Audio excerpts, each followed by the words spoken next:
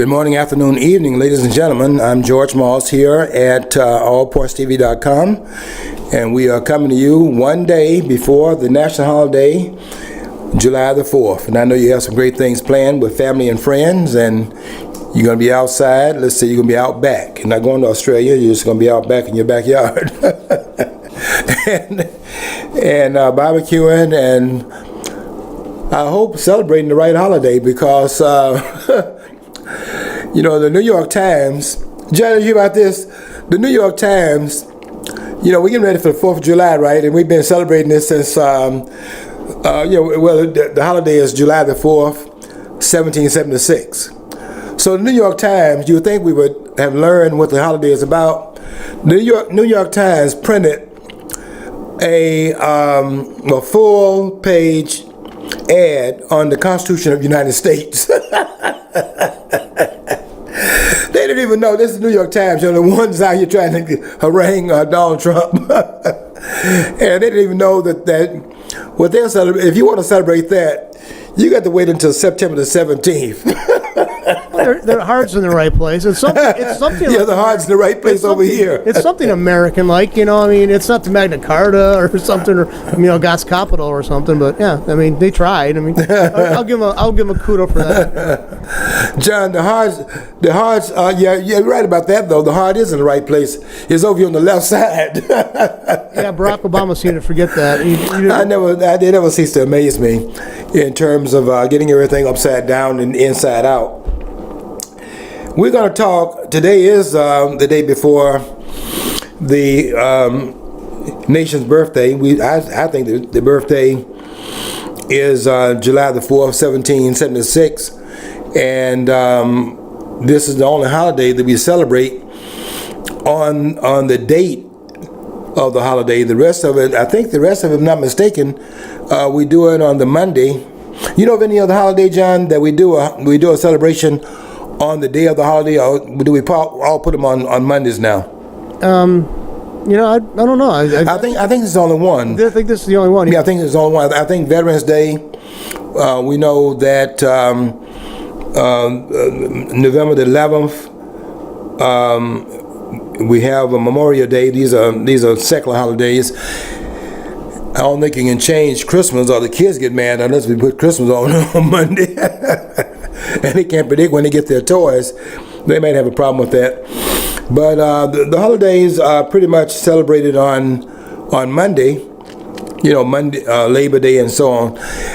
This holiday, because it is specific to the birth of a nation, and we're not talking here about D.W. Griffin's film in 1915, The Birth of a Nation. We're talking about the birth of this nation on July the 4th, and I think that this celebration needs to be understood better. So guess what we did here, because we are so caring here at allpointstv.com. We are the caring studio, and because we are really the caring kind of people that run the studio here, John is very caring. If I don't say that, he'll throw me out of the studio today. I just forgot my shirt with all the ribbons. How much I care about everything, all the different color ribbons. Yeah, they even toss you out the door. The Declaration of Independence. We're going to talk about that a little bit today. And I was before that we came on. I was going back to refresh my memory. You know, you read these documents a long time ago, and you have to refresh your memory once in a while about how these documents are constructed. And in the Declaration of Independence, which was drafted by a committee of 5 people, and John Adams will later on become the second president of the United States. And he had been given the charge of this 5-member committee to be the drafter, the one that writes the document.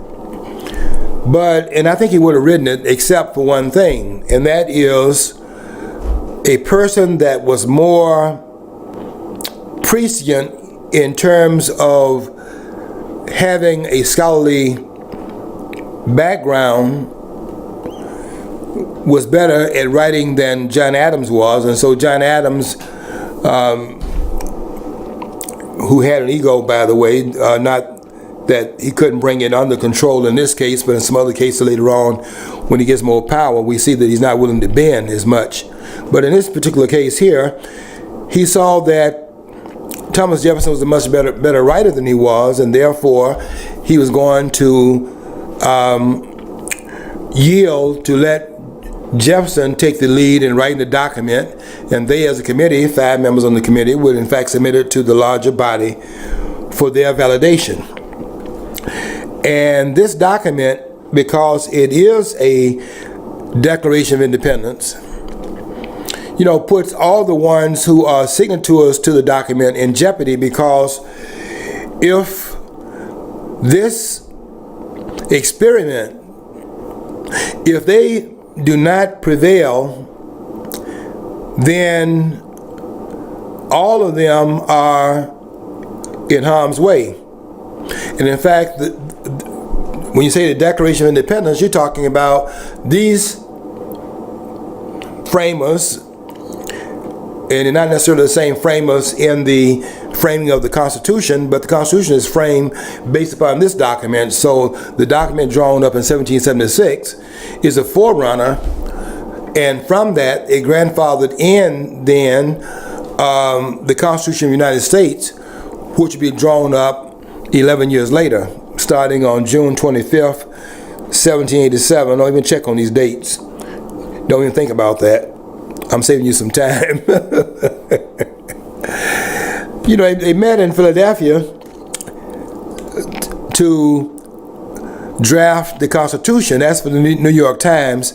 That's a different document.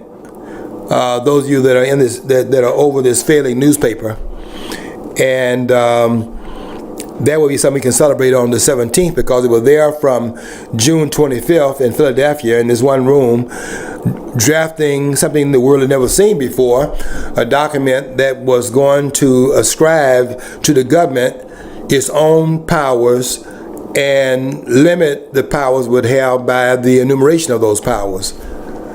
That's the Constitution. But that's going to be 11 years later. We don't have that document yet. What we have at this point, around this time period, pretty much in 1783, when this, because it wasn't that King George III read the document called the Declaration of Independence and said, okay, y'all can leave, and let them go. This was a Declaration of Independence. But if it's just words written on parchment and it's not backed up by military power or the willingness to take it to the next level, if in fact the Declaration is not in fact respected, then the question, what do you do? And what you're going to see here is that by the Declaration of Independence being signed, and in signing it, you're going to make sure that King George III could read it. And if you go back and look at the signing of the document, you find the president of the Congress, Continental Congress, that submitted it to King George III. You find that John Hancock, who's the president, will put his name above all the others. Now he's in more jeopardy than anybody else is, because he writes his name, and I've seen the original document, so I know this to be true, and I never could understand when I was in high school, why is his name written in such large, print? They're writing, they signed the name, so they weren't printing, they were signing it in cursive, which they don't even teach in schools anymore. But he signed his name, and he put it above all the other names, and the way he signed his name was like wanted to make sure that George III understood the commitment that was in back of them signing this document, because they weren't hiding from what they were doing, and what they knew that what they were doing, they knew the harm that it put them in as far as putting them in harm's way, because if this document and the implication of what it means in terms of the force in back of it, if they in fact do not prevail, then all these signatories you have here, starting with New Hampshire, Massachusetts Bay, Rhode Island, Connecticut, New York, New Jersey, Pennsylvania, Delaware, Maryland, Virginia, North Carolina, South Carolina, and Georgia, those 13 states and those signatories on this document, and submitting it to the King of England, one of the most powerful figures in the world at that time, they recognize that if this document is in fact repudiated, and then the force behind the repudiation comes to bear upon the ones that signed it, they know that all of them are in harm's way. And they were not hiding from that fact. John Hancock wrote his name not only above all the other names, but wrote it in larger print, I said cursive, than all the other signatories of the document, because as a president, he was standing out more than the others, and he wanted King George III to know he was standing out. And that's why he wrote his name in larger print, if you want to call it that, than the rest of them. Because he wanted King George III to be able to read his name without going to get his specs or his glasses. And I want to say very proudly that I have my specs today. I went pick them up today. So I'll be able to read the document a little bit better, because I went over to I won't tell you the company I went to, but I'm very happy with them. And they gave me some glasses. I can see now what I was missing.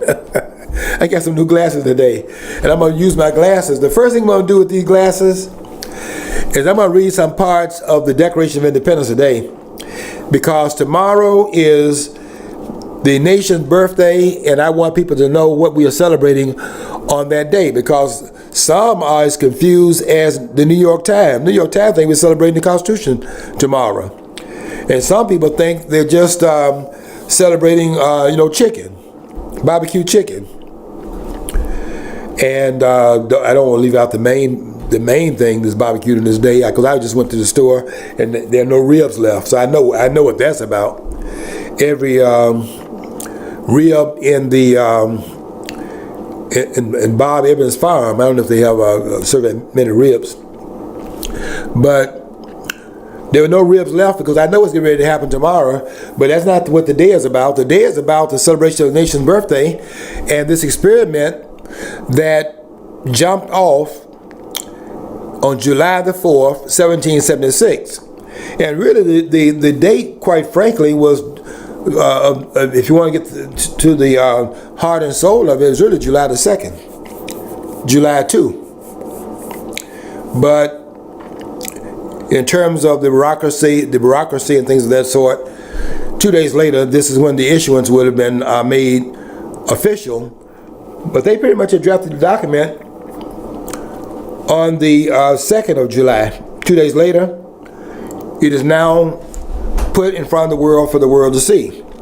Now, I want to read something, because I don't think we have actually embraced the document in terms of all of the peculiarities of it and the particularities of the document, because a lot of things in this document that we have to understand about what they were doing here, because this was a experiment that the world had never seen before. I mean, this wasn't just simply picking up guns and going out there and start shooting at folks, or marching into a place where there's power and you got your military backing in that, and your power is more formidable than the power of the one sitting in power and sitting in the seat of government. And so you take your military apparatus and you march in there and throw him out and take his place. And then you begin to do the same thing that the person that was doing that you were complaining about, but you want to replace the person, and you march in there with greater force, and you go in there and replicate the same thing you were complaining about, because you weren't complaining about the theoretical aspect. You were complaining about the fact that what the person was doing it so that he was violating your self-interest. But that's not what this is about. This is something different here. Never before in the history of the world had a group of people that wanted to, in fact, take power because of the abuse of the power by those who are already wielding power in the seats of government. They want to, in fact, put in place the reason why they are creating revolution as it stands at this point. They wanted to speak to the world about what it was they were doing and why they feel they have to explain to the world. Because there were some things going on here starting in 1776 the world had never seen before. The world had never seen anybody writing about when they had, I'm looking back at the revolutions that they had, and the earliest that I've come across were the revolutions they had in ancient Egypt. And I can't find any writings when they had the first revolution. I think I would disagree with some of the scholars on this as well, and that is I think the first revolution in Egypt, I think there's a revolution going on when the unification of Egypt went on in 3150 BC. I mean, I think most of the so-called Egyptologists would put that date as when the unification of Egypt would have occurred, so that Upper Egypt, which is southern Egypt, and northern Egypt in the Delta region, starting below Cairo, around Memphis, in the 22 nomes in Lower Egypt, and the 20 nomes in Upper Egypt. Those 42 nomes, I think there's revolution when you create the nation state. But when I go and search the documents trying to find out, okay, what did they write about their unification, I can't find anything. When they had another revolution in Egypt after the 6th dynasty, which would be after the Pyramid Age starting the 3rd dynasty and going from dynasties 3, 4, 5, and 6. And after the 6th dynasty, the Pyramid Age is over, and they had a revolution there. I don't see any writings about them trying to explain why they are tumbling one government over and then setting another government in its place. It's just a matter of force. No one is writing about what it is then that you're complaining about with the authorities already in place, and then what are you going to do in terms of getting the powers out of place and then putting your power in the place of the one that you in fact threw out. What are you going to do differently than they did? And what are your complaints about the power, so that people can understand whether or not your cause is just or not? They felt their cause was just. And what they're doing here is something the world never seen before. In fact, the world is aghast here. I mean, when they went in there and cut off the head of Charles I, the second Stuart king in England, and that happened in 1649. The world didn't understand that. I mean, although they had some writings prior to that, but when they were cutting the king's head off, they didn't write anything about that. Just went in and did it, and that happened in 1649. And James I had kept his head. I don't mean he kept his head, I mean he kept his head on his neck. But they wrote, his tenure was 1603 to 1625. You don't have to check these dates because I'm giving you the dates. I'm saving you some time. And when he went out in that year, he kept his head, but there were some rumblings going on.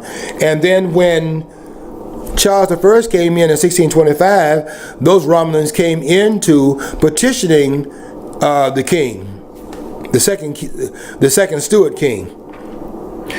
And that king would be there in 1625 and stayed to 1649.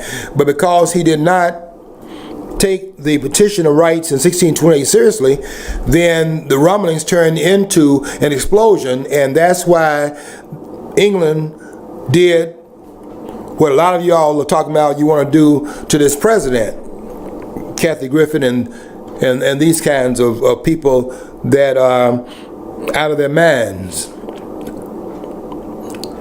because they don't respect the history of this country. That's what this is about. Donald Trump is having problems because the people do not respect, excuse me, they don't respect this country's. You can claim anything you want to. The fact is that they don't respect this history of this country.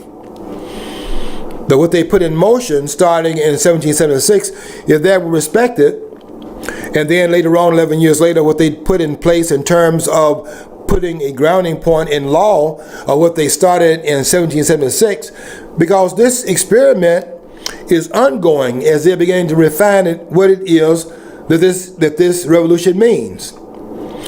See, a lot of historians, I think, miss that the revolution, let's say the revolution would be 1776 to 1783.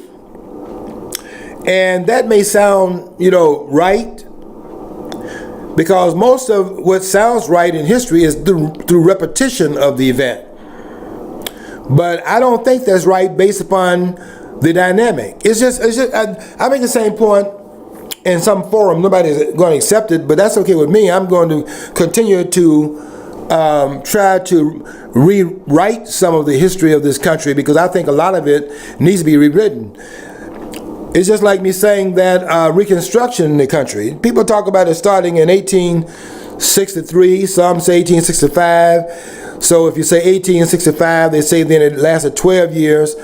If you say 1863, then it lasts 14 years, meaning that you would start it at the end, 1865, you start at the end of the Civil War, and you go to 1877 when Rutherford B. Hayes takes office because of the deal that he made with the South, so as to pull the troops out and it would give him the presidency. I don't think that's true, that can be sustained by the historical record, because what's set in motion there in that particular case is that Reconstruction would start as soon as they begin to block the South from succeeding from the Union. And the Reconstruction is what really they're doing. You historian, listen to this carefully. What they're doing is that they're reconstructing what was going on in 1776 and 1787. That's the Reconstruction.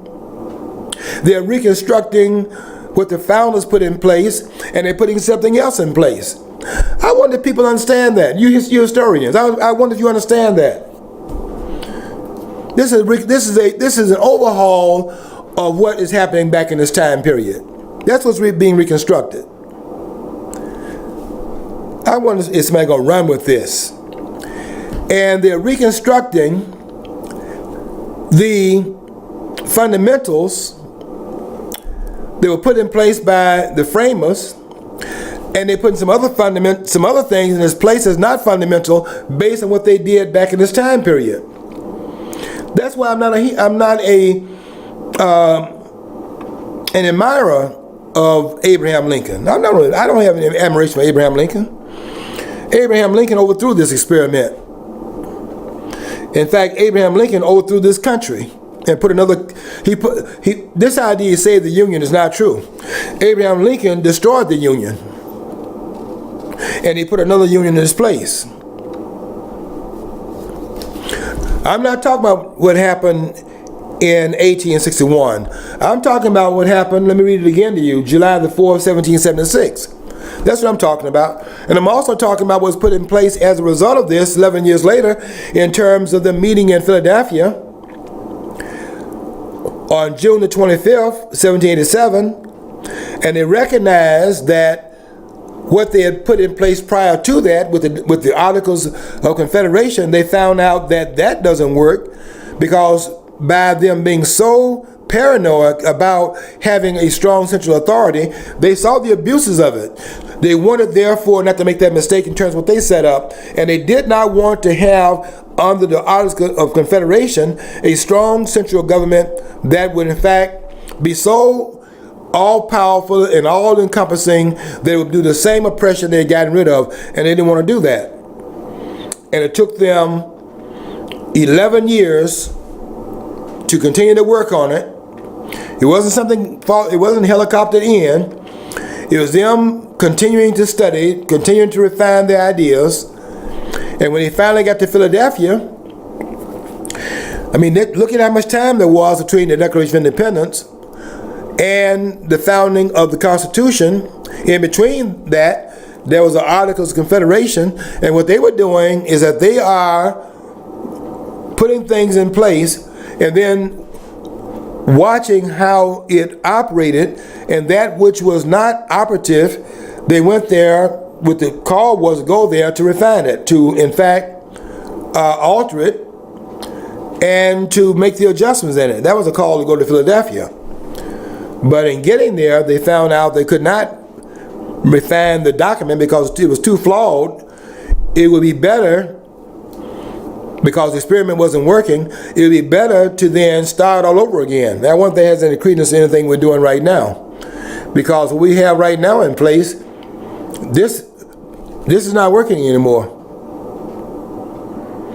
Illinois is an example of that. It's not working anymore. And the question is, what are we going to do about it? Because what the framers did, and they did a great job in terms of what they put in motion, what can we learn from that, and what do we have to do now? We can't continue to act like this is what we're doing right now, because we're not doing what they did. We changed it. We've overthrown this. But what was that experiment about on July the 4th, 1776? That's what I'm getting at here. And what that experiment was about, more than anything else, it was about them having tried to heal the friction between their interests and the interests of those who were the governing authorities over the 13 colonies.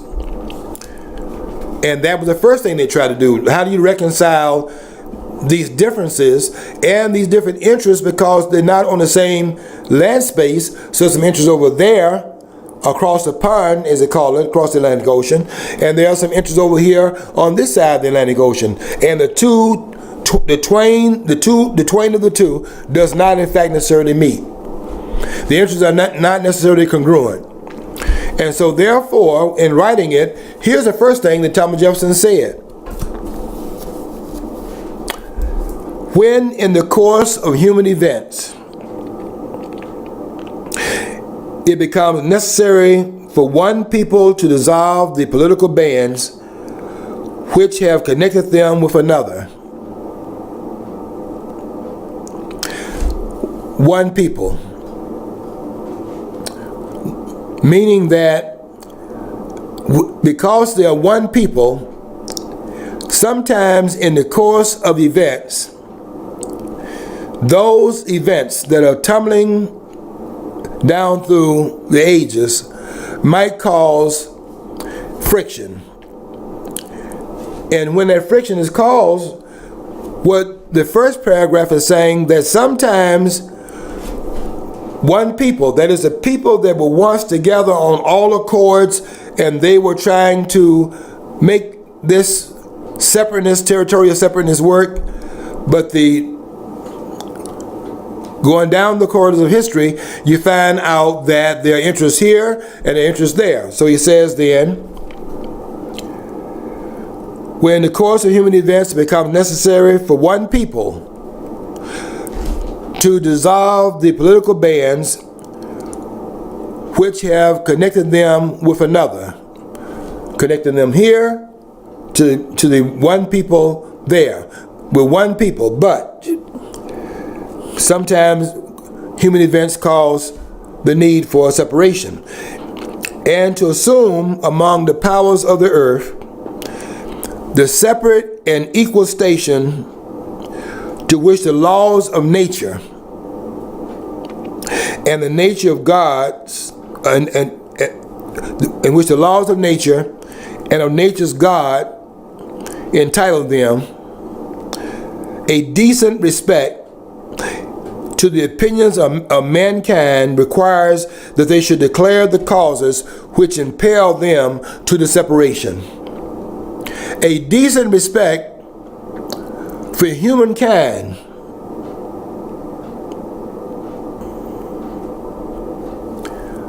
you want to give respect subject to the opinions of, they say mankind, we'll say humankind today, because they want the world to understand what it is that they're doing. It's not that we have not had a revolution before. But what the framers want to do that's different from anyone else is that they want to particularize what their complaints are and why they were compelled to see that this could not be rectified through any other means. Separation was the only course.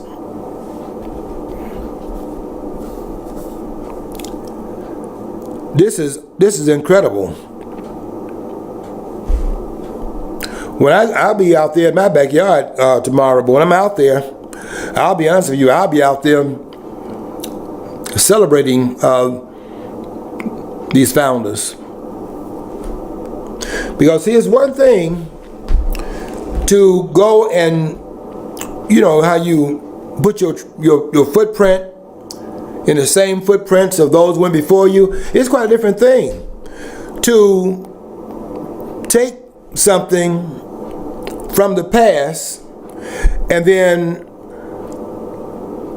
recognize that going in the same markers, every government making some of the same kinds of mistakes,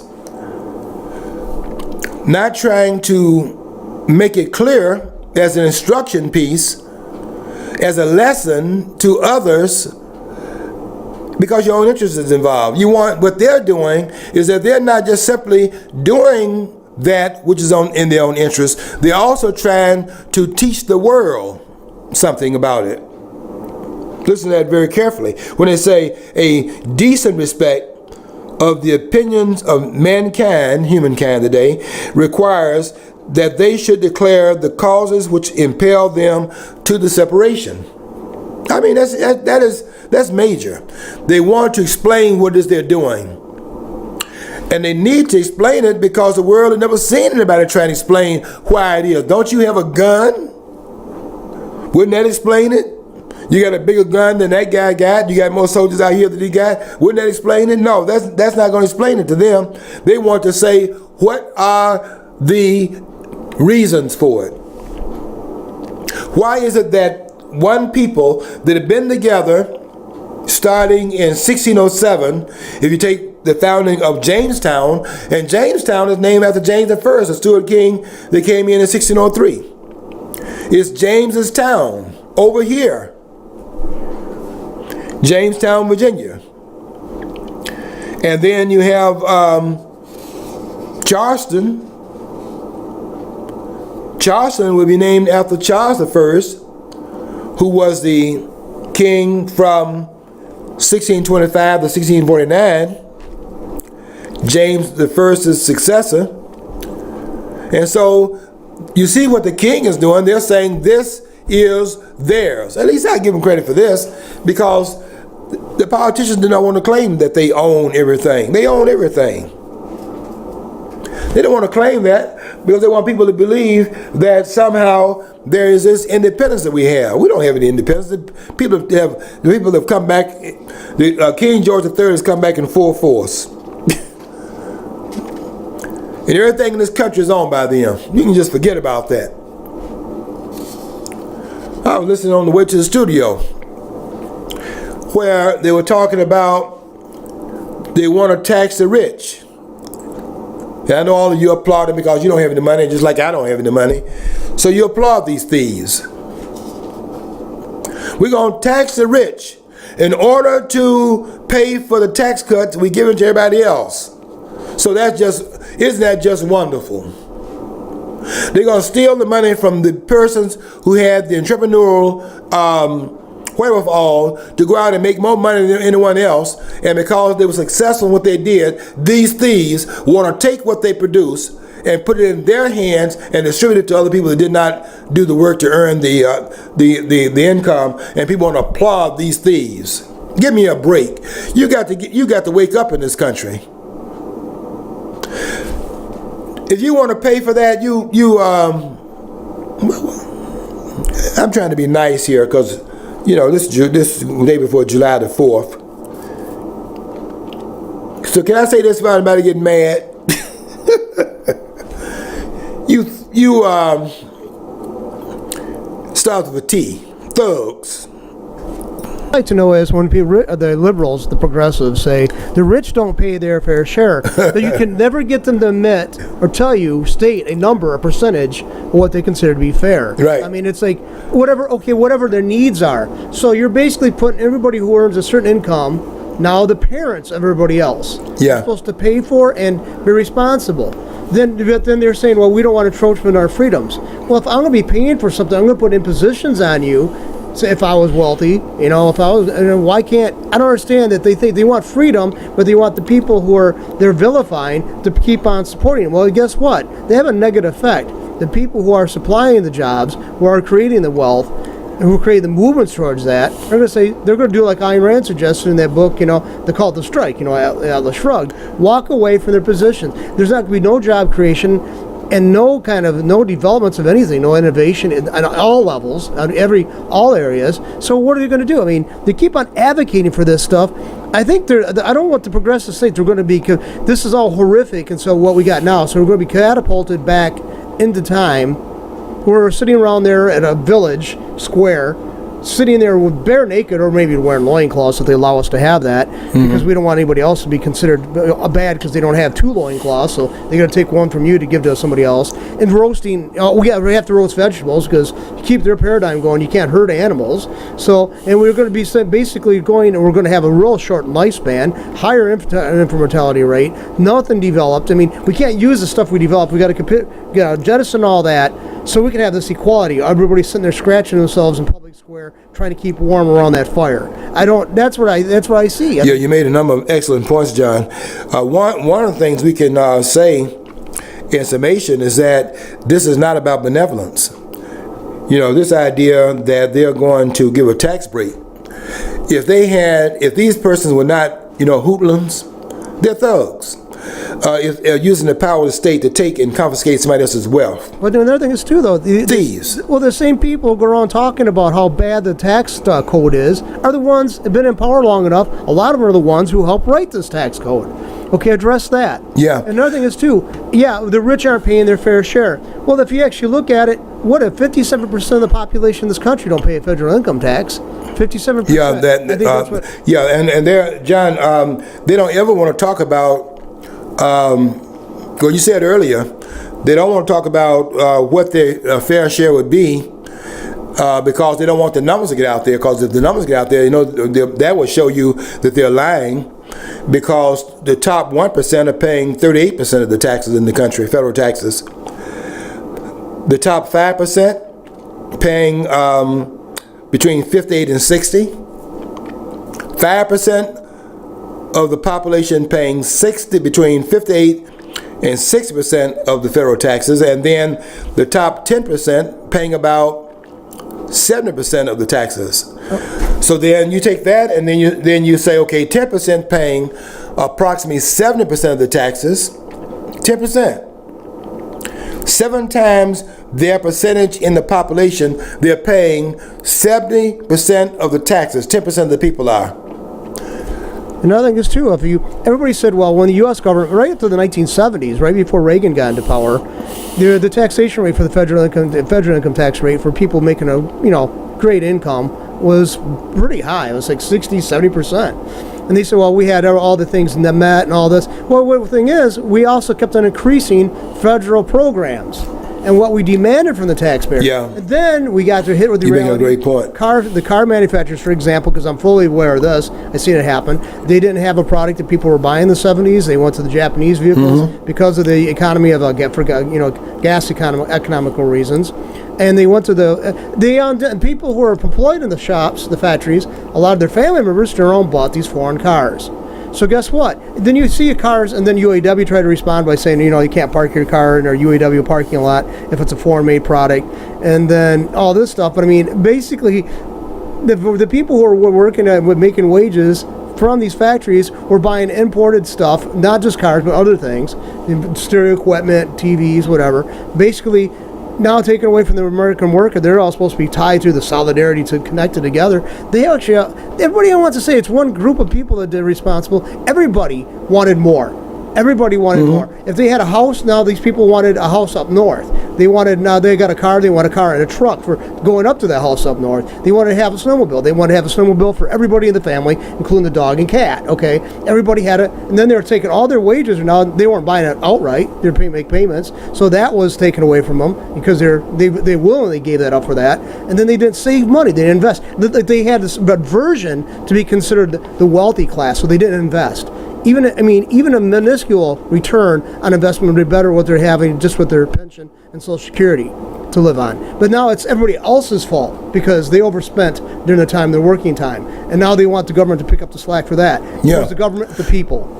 I have a way to get them to be able to afford the tax breaks they want to give to the what they want to do is give the most vote, reduce the taxes of the most numbers of people in the population, because there's numbers that elect the members of government, and so you want to penalize those that don't have the numbers, and you want to reward those that do have the numbers. That's why you talk about taxing the rich. There's not so many of them in that group. So here's what they want to do. They want to talk about they're not paying their fair share, and they want to attack them. Which is what they talk. I heard about this on the coming to the studio. They want to attack the rich. You can talk about taxing the rich. Why would we celebrate that? Just because it's not happening to those of us. The rich are a model of how success goes in this country. Well, Reverend Niemöller made a point after the Holocaust happened. He said, when they first came for the trade unionists, I didn't say anything because I wasn't a trade unionist. When they came for them, this person, basically everybody was taken away. Nobody would speak for each other because they are all taken away. When you're looking at when they're attacking people because of socioeconomic class, well, they might be the millionaires or the trillionaires at first. Okay, fine. But the thing is, this vilification of people desiring wealth, and then when the people who are vilifying people are on the one hand are turning around and demanding that they have the social obligation. I mean, that's like, so you want to do away, basically you're saying we're creating this raft we're all going to sit in, they're going to poke holes in that. I mean, and we're in the middle of the ocean, they're poking holes in the raft we're all riding in. So, I mean, it doesn't make any sense to me that they're attacking the people who are trying to move this country forward. And every time somebody does investments, it does create jobs here. But the thing is, I'm so mad at these politicians. I'm surprised my head has exploded. They always say trickle-down economics doesn't work. I mean, these are parasites. It's amazing that they are still viewed as having credibility, because these people, the propaganda explains that, but these people are some of the biggest parasites all over the globe. If they're politicians, they're parasites. They want, and that's what, and I put politicians on one side, and I put a line there, and I put on the other side parasites. That's what they are. And if you want to pay for the tax cuts, you can do that. I tell you how you do it without stealing any additional money. This is the thing that really gets you when you understand how they operate, because they're very clever. The way, if you want to reduce taxes, what you do is reduce the size of government. That's exactly right. Every time you add an organization, now you got to get a building to set them in. You got to have office space. They got to have the maintenance for those people, those places, offices. You got to have office supplies. You got to keep on printing forms. You got to get new computers. You got to get all these people hired in. Now you got benefits to pay them, because you got to pay them for sitting down and getting paper cuts and passing paper around. So you got to do that. So every time they talk about this. You want to help the people. Try to find some kind of existing program that you can put the money towards this in that already exists. It's already got the staff already staffed. But no, they want to create a whole new entity and have new labels and new logos. Logos are going to cost you millions of dollars alone. Gentlemen, watch the next couple of days, today and tomorrow primarily. I bet you they will not mention one thing about this document. You think they'll be talking about the Declaration of Independence? They probably won't even mention the famous name. And Obama, John, did you read this? Obama was saying over in Indonesia. You read his comments? Obama said over in Indonesia that we should not get overly patriotic. Did you hear about this? This man. I did hear something about, yeah. This man who was a disaster for this country for 8 years is over in Indonesia. He won't leave the limelight because he didn't do enough damage to the country. And now he's over in Indonesia talking about on the day in which we ought to celebrate the birth of the nation, the real one, and to celebrate who we are based upon our traditions, based upon our heritage, based upon documents we gave to the world. He's saying that we should not be overly patriotic. Who has ever heard a man who's ever had elective office criticizing people being patriotic to the country? Where does he get that from? He should be thankful that people felt enough patriotic enough for the system to work out, to not allow him to go brutal and remove him from office. Yeah, I get in a lot of trouble when I trouble or nothing. I don't get into trouble. The person that come in here trying to challenge what I'm talking about are the ones in trouble because they're not qualified. I don't understand. I was saying the other day, I hate to cut you off, John, I'll make this point and I get out of your way. I was saying the other day that I was criticizing white liberals and black liberals. White liberals are so glad they can say they voted for the first black president. You are too late for that. They had black president before Obama. Just some didn't declare it. You can't live in a country where there's this close proximity between groups and there's no amalgamation that goes on. So you can go and read Jade Rogers' books and get past that, the 5 Negro presidents, and Obama not even in that group. Or the 6 that's named by Dr. Bakufu, by Dr. Offset Bakufu, in her book called The Sixth Black President, and Obama's not named in those. So the white liberals are they want to celebrate that they were able to come together and put that blindfold on that you have in front of the Supreme Court and see no color. You know, people say, I don't see color. Yeah, well, why don't you see it? Aren't you looking? If you have eyes, you see it. What was this, Ray Charles? Hey, I'd like to know. Give me a break. I wonder what he thinks about Indonesia. From my knowledge, is a country that's got a Muslim majority. It's got it had a presence of Dutch presence there for hundreds of years, a couple hundred years. You know, the Dutch, people from the Netherlands controlled it or had a big hand in it, colonized there. And after they moved themselves from it, basically, what have they done? They've kept on breeding. So I mean, that doesn't take a lot of things to do. They have become all the developments that have come about in Indonesia and all those parts like Shanghai and China were not because of their cultures, but it's them adapting things from the West, okay, that moved their countries forward for good or for bad. Okay, so I'd like to know why were we supposed to celebrate? And we are very open about our, the bad things we've done. Yeah, we are very open. But he acts like that's like he's telling us something we don't know. We've never seen anything like this before. We've never seen a president that would maybe Carter, another bad president, to go out and criticize the country on foreign soil and talk about that we should not be overly patriotic on the birthday of the nation. Who has ever heard of anything this as ridiculous as this? I was saying white liberals want to celebrate that they didn't see color. I don't know why they didn't see it. They have blindfolders on. And they voted for Obama. And then black liberals, I throw them in there too, and they don't like it because you're not supposed to be saying these things. I say it, and they better not come behind me and try to say anything else. I wish they would. I wrote about this yesterday on my post. I wish they would get on my post because they're not qualified. They may think they're qualified. Particularly some of my former students who have gotten the big head. See, they get a degree, and then they'll go. They're not qualified. And they'll start using. They're not qualified either. They'll start using words like contextualize. Yeah, contextualize. Yeah, they come in here. They're gonna find something they're not expecting, because there's a library here, and they don't have it. They may think they have it. What do liberals think they're objecting to? What do you think they're educating us about? The bad things that people did before us. We know that. We own up to that. So move on. Now, what are we going to do about the stuff that's going on now? Yeah, I don't take that's that what noise. I'd like to know. I don't take it lightly, and I get offended by it because they're not qualified. They may think that they are, and they all write things like "I object." That's an argument. or I disagree. I get a lot of that. I disagree. You disagree all you want to. What's the scholarship in back of it? If you don't have the scholarship, here's 2 words for you. Shut up. I find myself a lot of times when I post stuff, I say, am I really going to sit up there and want to argue with all these idiots so long? So I hate to say it, but I mean, they're always objecting to stuff. So, I really kind of curtail it because every time I post something innocuous, I got some guy to think he's going to educate me about it. Yeah, I mean, it's something, John. You've done all the reading, and they're going to educate you, and they're more afraid of a book than they are a .357 Magnum.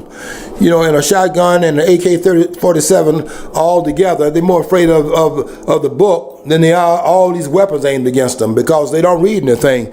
Yet they want to be scholars. They want to jump into scholarly discussions, and then they want to come in and say they disagree. I used to get that when I was in public school. People would raise their hand to me, they disagree. And I would ask them, what is it based on? Based on I feel that's wrong. And then I'm down in the office having explained to the principal why I told them to shut up. And I meant exactly what I said. I want them to shut up until they get them to back up what they said. A lot of them will go to college though and come back and say, Mr. Mother, I understand what you're saying now. Well, I didn't care whether you understood it or not. I understood it. I understood it for both of us. And I meant for them to shut up until you go and get something behind your disagreement. And I don't mind disagreement, by the way, because I can defend what I write and say. But I want them to be able to do the same thing and make this conversation even, because this over here with books in back of it, and I disagree with nothing in back of it, that's not an even conversation. And I'm not going to tolerate it in my space. When I was at U of M, without apology. I was arguing with a liberal one time while I was still employed at U of M, and she got really, I made points. I was just saying with points a lot, and she looked at me almost like tearfully, and she goes, why can't you just accept that I don't feel that same way as you do? And I went, yeah, feel. I was like, okay, but we're not talking about feelings. Yeah, okay? I feel good. You must be listening to James Brown. I feel good. Yeah, people want to go back. People? That's another thing. They get mixed up. They get mixed up thinking their feelings and their emotions is reasoning and thinking. They substituted feelings for reasoning and thinking, and that's a big problem in this country, because a lot of people feel something is wrong without knowing why they feel that way about it being wrong. And a lot of it's wrong because nobody's ever said it before. So I was saying that the whites were celebrating the fact that white liberals, that they voted for, they thought, the first black president. That's so fallacious. Been disproven by a book written back in the 40s, and then updated in the 70s, where Alsat Bakufu went further than Joel A. Rogers went. And they just feel so good. Now the blacks, on the other hand, black liberals, because I can tell you right now, people like Thomas Sowell and Walter Williams and some of the others were not going to be stampeded in terms of voting for a person for symbolism. But black liberals made the mistake in thinking that color is the same thing and congruent with public policy. I mean, color doesn't have anything to do with public policy. And to oppose Obama, all the black folks upset because you're the black person and you don't support him. No, I don't support Obama, and I make no apology for it. I can see the country wanting to do what it did in 2008, and I understand that, and I give America a lot of credit for that. That's in within the purview of the framers, because they were trying to get the experiment right. And to open up the door and allow other persons to participate, that's a good thing. What I condemn the country for is that once they were shown that that was not the right move with this particular individual, it might have been a wonderful move in some other cases, but with Obama it did not play out that way. Because of the man's background, the man is too flawed. Fundamentally, this man is disturbed. And he wasn't the one, is what I'm saying. And in 2012, after we had 4 years of this man, it's unconscionable for both this man back in for a second term. And then he's over in Indonesia running his mouth. The Declaration of Independence laid a foundation. And what it did here is said something very fundamental in the first paragraph, and I'll read real quickly the second paragraph, because that's fundamental to what they were laying in front of us that we can use right now. We hold these truths to be self-evident, that all men, and I will add women, because they were writing it within the purview of their day, are created equal. Equal in intelligence? No. Equal in terms of having the same amount of money in their pocket? No. You'll never have equality in those domains. But all of them are equal in this respect, that they're endowed by their Creator with certain unalienable rights. That's why they're not going to mention the Declaration of Independence tomorrow. That among these are life, liberty, and the pursuit of happiness. These are inalienable rights, rights that you're born with, natural rights. And the reason why they're not going to mention the framers tomorrow, because they have to mention that, and it goes against the idea they have right now that rights come from government. That's what Bernie Sanders was saying, that freedom is having health care. Not if you have to take the money from someone else and make that possible. You're stealing from somebody to make that possible. They were saying earlier today that I was listening to this report. I forget the state it is in. They have now passed another law in order to raise the minimum wage up to, I think in this state here, was that state they were talking about was $13 an hour. None of that comes out of the politicians' pockets. They're talking about stealing a person's profits. And the person who is stealing from, therefore, must compensate for that. And that is to lay off some folks, cut their hours down, don't hire some people, and so on. With them making these decisions in these rooms and taking a bow for hurting people. And one thing to address, and hurting workers as well. One thing to address why people have to be paid so much is because a large role of taxation plays in this. And if why can't they address that which is in that government's hands, the power to tax? Why don't you start diminishing the taxes and then also cutting things so people could live on what they're making at their job? But no, they never address that. The person who owns a business is the bad person. That's what I hate. That's what I hate. Yeah, well, I will celebrate tomorrow the framers, because I recognize what the framers were doing back in 1776, and they were exactly right to lay down the rules of engagement about why they were in fact committing themselves to this revolution in 1776. And they now have to be true to their word, willing to back it up. And 7 years later, they finally were able to make it clear that the Declaration would in fact stand.